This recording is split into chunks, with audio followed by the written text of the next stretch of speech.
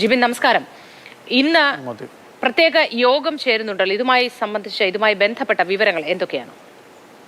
മോത്തി, ഈ Hema committee report പുറത്തു വന്നതിന് പിന്നാലെ പരസ്യമായിട്ടുള്ള വെളിപ്പെടുത്തൽ വന്ന സാഹചര്യത്തിലാണ് ഈ കാര്യങ്ങളെക്കുറിച്ച് അന്വേഷിക്കുന്നതിന് വേണ്ടി സംസ്ഥാന സർക്കാർ ഒരു പ്രത്യേക അന്വേഷണ സംഘത്തെ രൂപീകരിച്ചത്. ക്രൈംബ്രാഞ്ച് ADGP ആയിട്ടുള്ള H. വെങ്കടേഷിന്റെ മേൽനോട്ടത്തിൽ തിരുവനന്തപുരം സിറ്റി പോലീസ് കമ്മീഷണർ നേതൃത്വം നൽകുന്ന സംഘത്തിൽ 4 വനിതാ IPS ഉദ്യോഗസ്ഥരുമുണ്ട്. ഇവരായിരിക്കും ഈ പരസ്യമായ വെളിപ്പെടുത്തലുകളൊക്കെ തന്നെ ഇപ്പോൾ അന്വേഷിക്കുക എന്നാണ് നമുക്ക് അറിയാൻ സാധിക്കുന്നത്.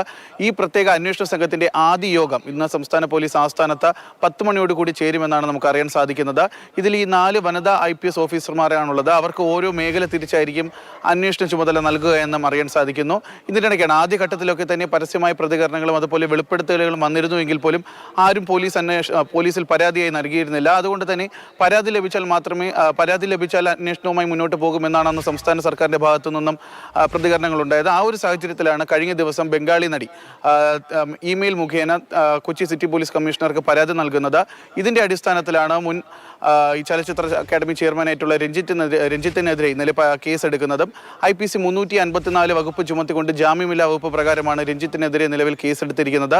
പരാതി ലഭിച്ചത് ഈ കൊച്ചി സിറ്റി പോലീസ് കമ്മീഷണർക്കാണെങ്കിൽ പോലും ഈ പരാതി ഈ അന്വേഷണത്തിനായി രൂപീകരിച്ച പ്രത്യേക സംഘത്തിന് കൈമാറുമെന്നാണ് നമുക്ക് അറിയാൻ സാധിച്ചിരിക്കുന്നത്.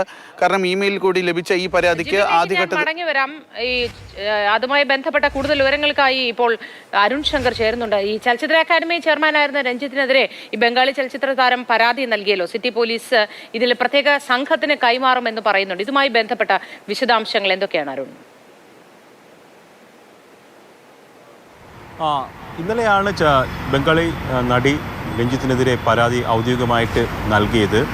അതിനുശേഷം ആ പരാതി Kochi city police commissioner north പോലീസിന് കൈമാറുകയാണ്. ഈ പരാതി പ്രത്യേക അന്വേഷണ സംഘത്തിന് കൈമാറും. ഒരുപക്ഷെ പ്രത്യേക അന്വേഷണ സംഘത്തിന് ലഭിക്കുന്ന ആദ്യ പരാതിയാകും ഈ ബംഗാളി ചലച്ചിത്ര നടിയുടേത്. 2009 കൊച്ചി കടവന്ത്രയിലെ ഫ്ലാറ്റിൽ വെച്ച് അപമര്യാദയെ പെരുമാറി എന്നുള്ളതാണ് ഈ നടി കത്തിൽ പറഞ്ഞിരിക്കുന്നത്. നേരത്തെ തന്നെ അവർ പരസ്യമായിട്ട് വ്യക്തമാക്കുകയും ചെയ്തിരുന്നു ഈ വിഷയങ്ങളൊക്കെ തന്നെ. അത് പരാതിയായിട്ട് തന്നെ പോലീസിന് മുന്നിലേക്ക് എത്തിച്ചിരിക്കുകയാണ്.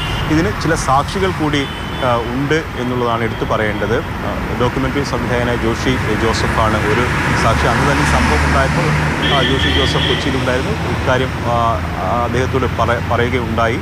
അത് കത്തിൽ എടുത്തു പറയുന്നുണ്ട്. അപ്പോൾ വെറും ഒരു പരാതി മാത്രമല്ല, ഒരു സാക്ഷി കൂടി ഉൾപ്പെടുന്ന പരാതി ആയതിനാൽ പോലീസിന് ഇക്കാര്യത്തിൽ മുന്നോട്ട് പോകാൻ ആദ്യഘട്ടത്തിൽ തന്നെ മുന്നോട്ട് പോകാൻ കഴിയും.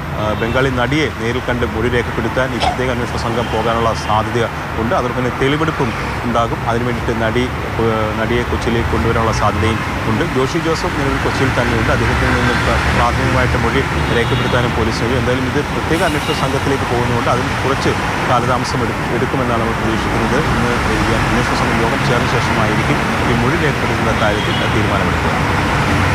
ശരി, അരുൺ ശങ്കർ.